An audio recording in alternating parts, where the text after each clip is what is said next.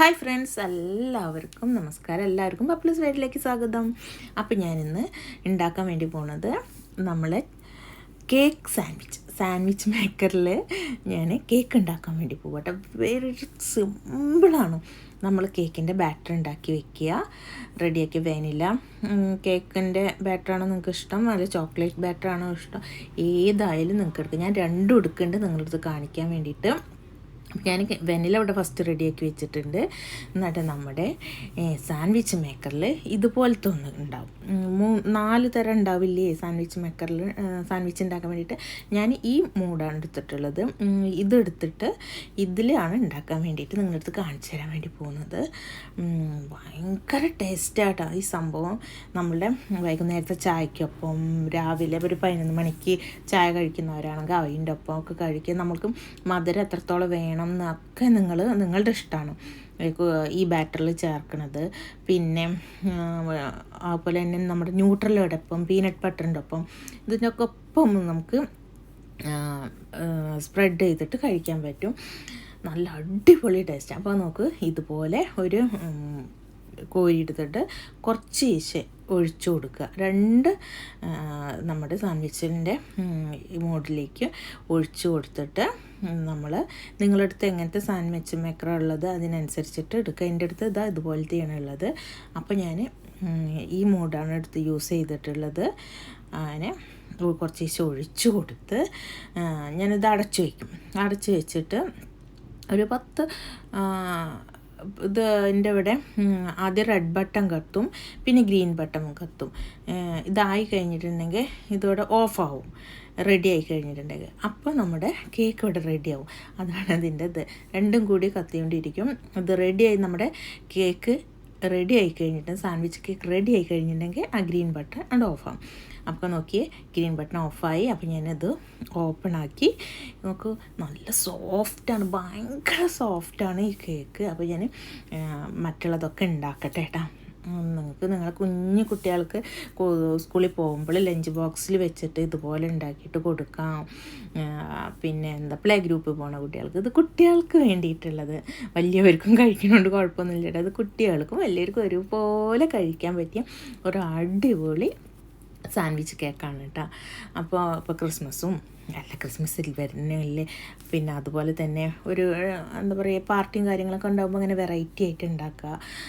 അതുപോലെ തന്നെ എന്താ പറയുക, അപ്പോൾ ഞാൻ പറഞ്ഞ പോലെ കുട്ടികൾക്ക് സ്കൂളിലേക്ക് കൊടുത്തു വിടാം.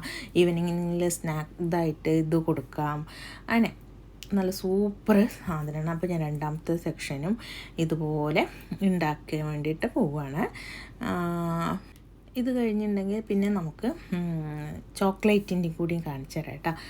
ഞാൻ കുറച്ച് 2-3 ദിവസത്തേക്കുള്ളത് ഇങ്ങനെ ഉണ്ടാക്കി വെക്കും. എന്നിട്ട് ഞാൻ കുട്ടികൾക്ക് അതിനെ പാക്ക് ചെയ്തിട്ട് ലഞ്ച് ബോക്സിൽ വെക്കലാണ്.